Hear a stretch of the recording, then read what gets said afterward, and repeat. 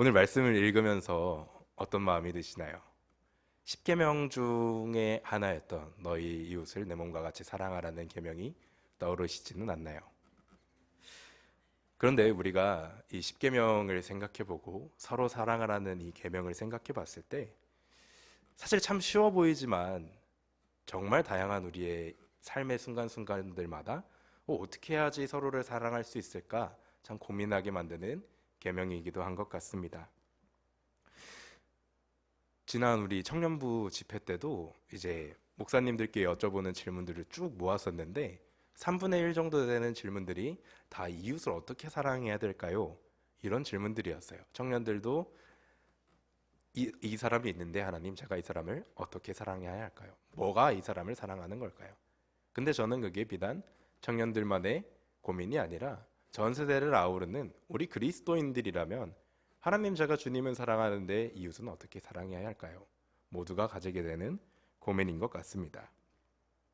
그런데 이 동일한 고민들과 문제들을 이 야고보 시대의 교인들도 가지고 있었던 것 같아요. 지난 시간까지 우리는 야고보서 1장들의 내용을 쭉 한번 살펴봤습니다. 특별히 지난 시간에는요, 우리 그리스도인들의 신앙생활 가운데 참된 경건의 모습은 어떠해야 하는가 함께 한번 살펴봤었습니다. 하나님이 그리스도인들에게 원하시는 경건, 참된 경건의 모습들은 내가 하나님 안에서 노력해 나가야 할 내적 경건의 영역이 있었고요. 다른 이웃들에게 사랑을 전해야 하는 외적 경건의 모습이 있었습니다.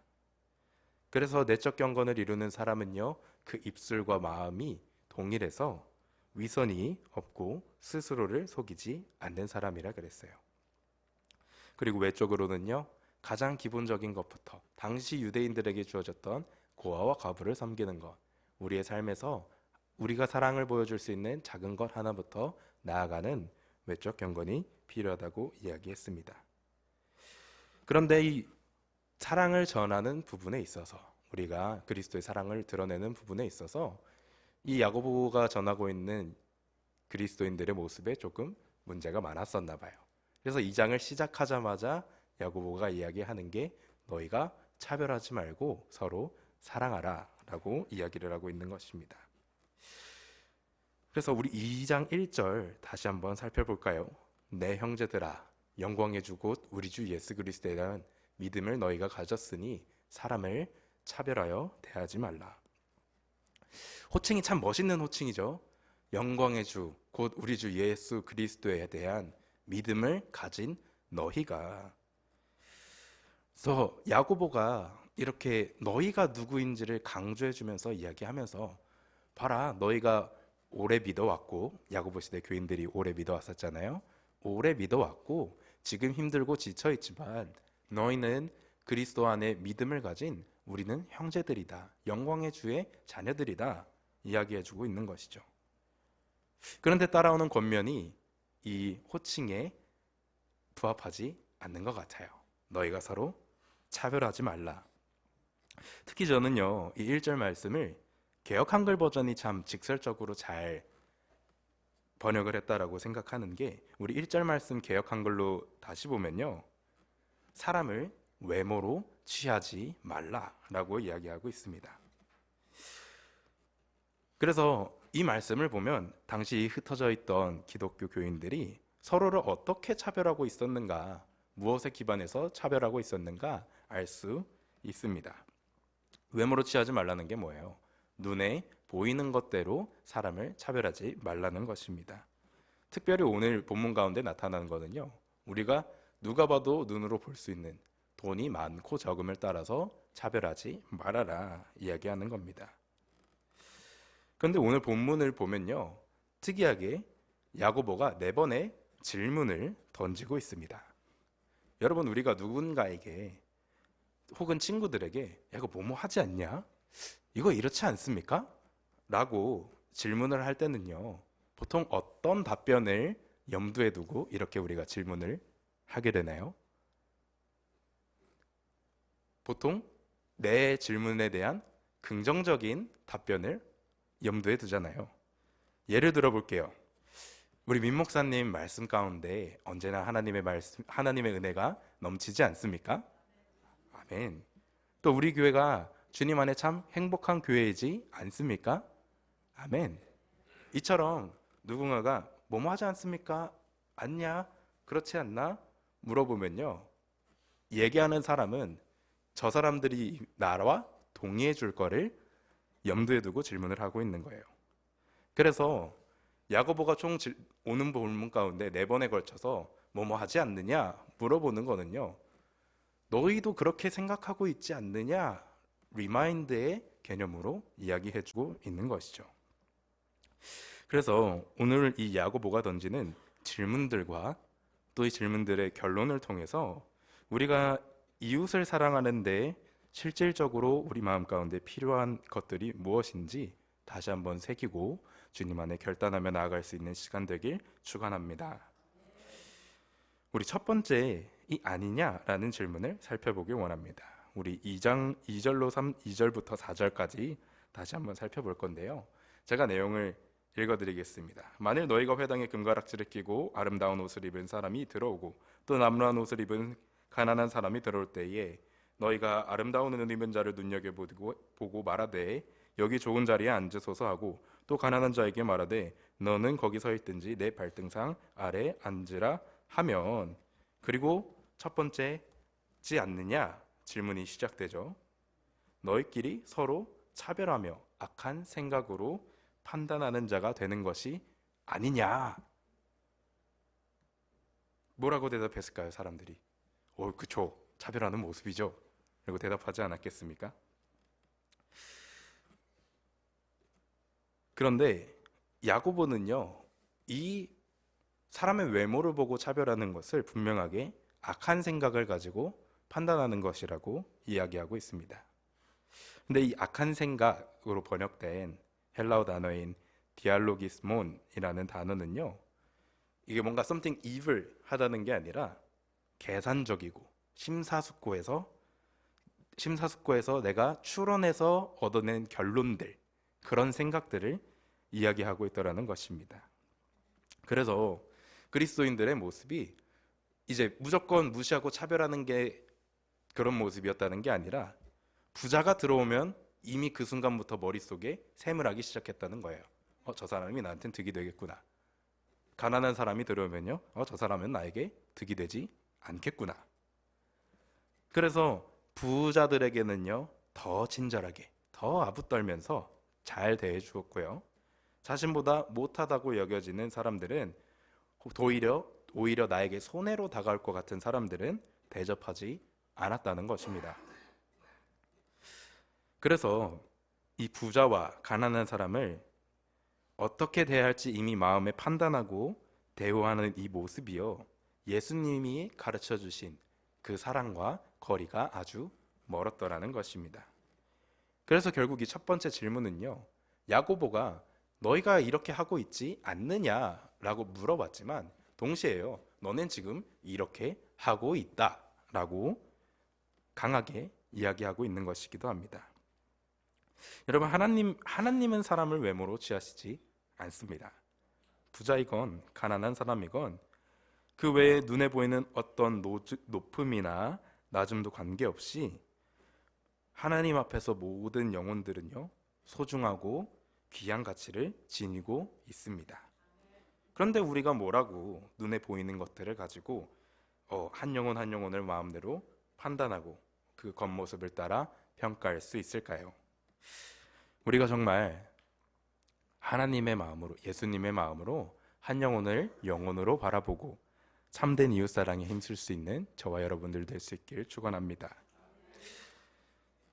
이렇게 첫 번째 질문을 통해서요, 지금 문제를 지적해 줬어요, 사도 야고보는. 그리고 나서 이 사람들이 가난하다고 생각하는, 또 부자라고 대해주고 있는 사람들이 사실 진정으로 어떤 사람들인가, 하나님 안에서 어떤 사람들인가, 신앙생활 안에서 어떤 사람들인가 다시 한번 깨닫게 해주고 있습니다. 우리 이어지는 5절 말씀 제가 읽어드릴게요.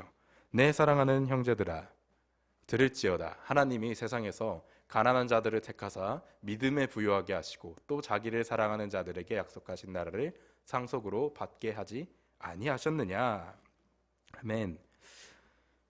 여러분, 사도 야고보가요, 내 사랑하는 형제들이여 라고 운을 띄울 때는요, 그 안에 형제들아 너네 이거 귀 열고 똑똑히 잘 들어라, 약간 이렇게 강조하는 의미를 가지고 있습니다. 그래서 지금부터 하는 얘기에 각별한 주의를 기울일 것을 얘기하고 있는 것이죠. 그러고 나서 하는 말이, 너희가 지금 가난하다고 여기는 사람들의 실상은 이런 사람들이다 얘기해주고 있습니다. 야고보는요, 이 가난한 사람들에 대해서 세상적으로 부하지 않다는 걸 동의하면서 들어갑니다. 세상에서 가난한 자라고 칭하고 있으면서 이 사람들은요, 말 그대로 지금 물질적인 부요함이 없는 사람들, 우리가 살아가는 이 세상에서 봤을 때 초라하고 힘이 없는 사람들을 이야기하고 있다는 거예요. 마치 앞선 상황에서 그리스도인들이 차별하고 내쳤던 가난한 사람들인 거죠. 그런데요, 이 사람들이야말로 하나님이 먼저 택하셨대요. 또 택하셔서 그 믿음이 부요하게 만들어주신 사람들이래요. 우리 이 대목, 가난한 자들에게 복이 있나니, 되게 익숙하지 않나요?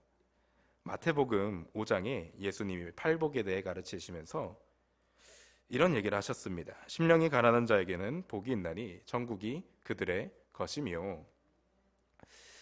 이 팔복의 내용이요, 근데 팔복의 내용은 보면은 물리적인 가난을 이야기하고 있지는 않은 것 같아요. 심령이 가난한 자라고 말씀하셨잖아요. 그런데 우리가 알아야 할 것은, 세상에서 물질적으로 가난한 사람들은요, 자기 자신에게 의지할 것이 전혀 없음을 알고 전적으로 하나님만 의지하는 법을 다른 이들보다 먼저 깨달을 수 있는 이 심령이 가난한 자가 되기 쉽다는 겁니다. 그래서 부자들보다도 이 가난한 사람들의 믿음이 부요하게 된다는 거예요.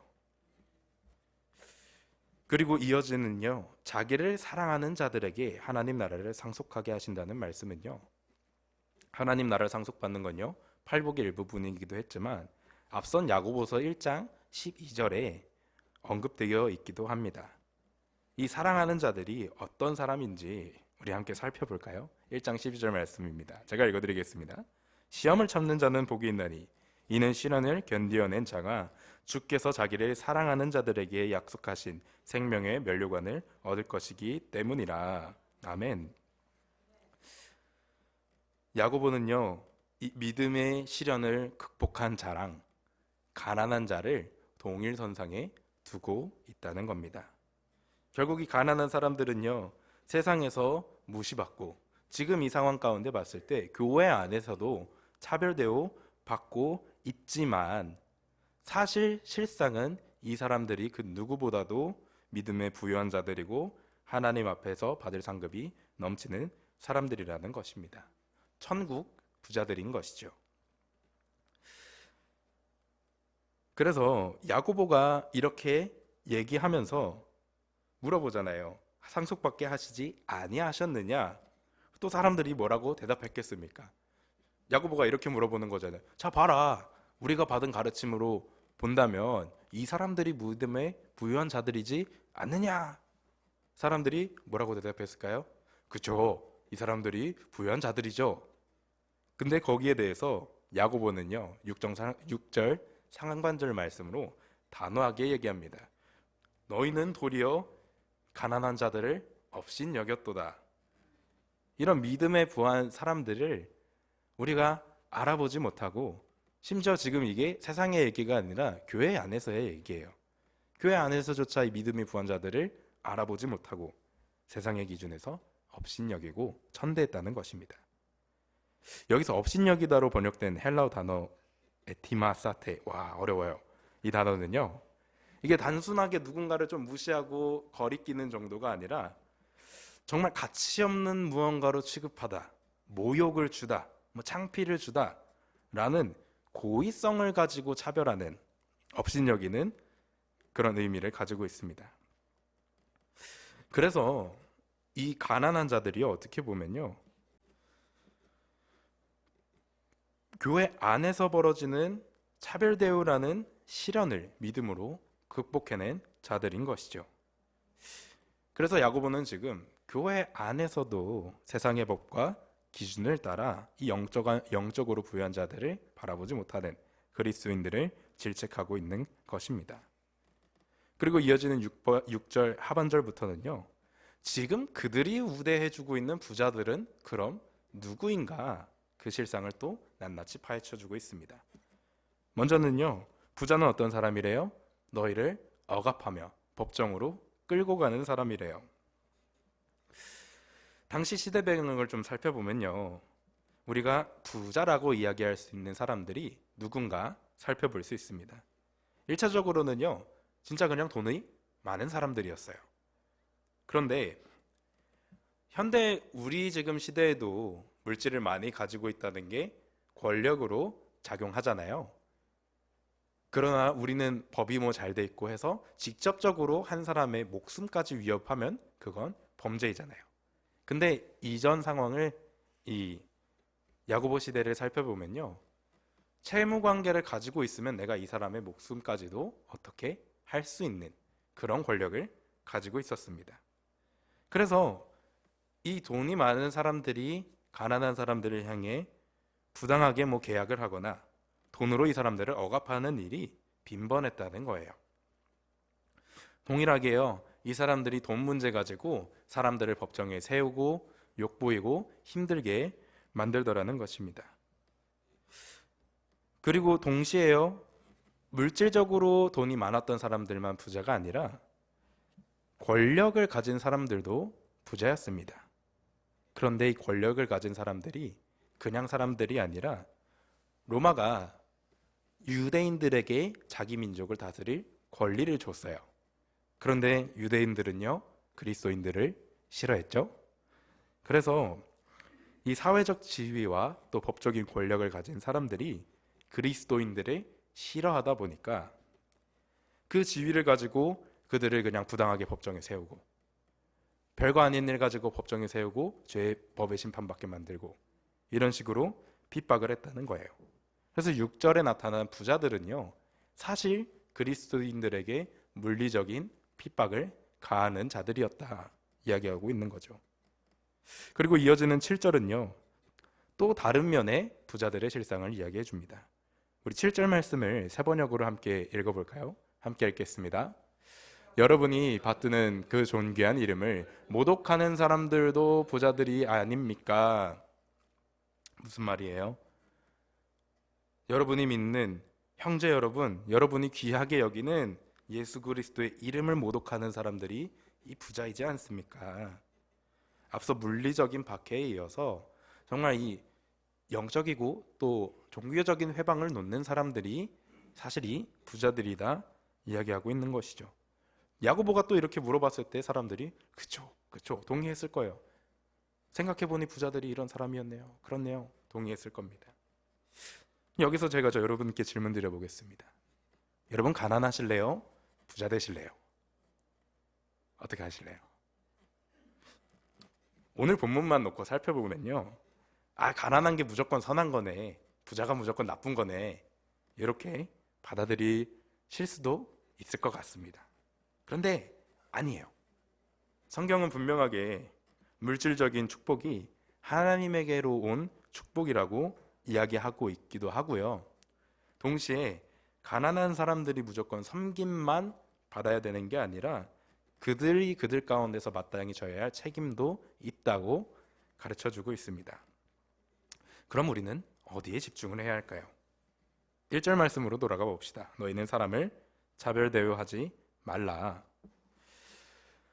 오늘 본문과 배경을 함께 살펴본다면요, 오늘 본문은요, 가난한 사람을 잘 대우고 잘 대해주고 부자를 뭐 천대해라 이런 게 아니라 교회 안에서, 믿음의 공동체 안에서는 우리가 세상의 법칙을 들고 와서 그대로 살아가는 것이 아니라 예수님이 우리에게 가르쳐 주신, 또 당시 유대인들이 가지고 있었던 구약에서 배워온 하나님 나라의 법칙이 우리 공동체 가운데에 있어야 한다 야고보가 지금 그걸 강조하고 있는 것입니다. 그럼에도 불구하고 우리가 그렇게 살아가지 못하는 이유들이 뭘까요? 여러분, 속담 중에 가랑비에 옷 젖는다는 속담 알고 계십니까? 우리가 살아가다 보면요, 어쩔 수 없이요, 조금씩 이 세상의 기준들을 나에게 적용하기 시작해요. 왜냐하면 우리는 어쩔 수 없이 이 세상을 살아가는 죄인들이니까요. 용서받은 죄인들. 그런데 이게 스며들고 나도 알지 못하는 사이에 내 삶의 일부분이 되다 보니까 자연스럽게 그걸 나의 신앙생활, 내 공동체, 내 교회 가져오게 되는 것입니다. 그리고 점점 신앙의 연차가 길어질수록요, 이 서로 대하는 방법이, 또 교회 안에서 이를 해결해 나가는 부분들이 하나님께 매달리는 것이 아니라 세상의 가치와 기준에 매달리기 시작한다는 것입니다. 그렇다면 우리는 어떤 말씀에 근거해서 차별하지 않는, 또 오직 하나님만 바라보는 공동체를 만들어 나갈 수 있을까요? 야고보는요, 이에 대한 결론을 8절, 9절 말씀을 통해 이야기하고 있습니다.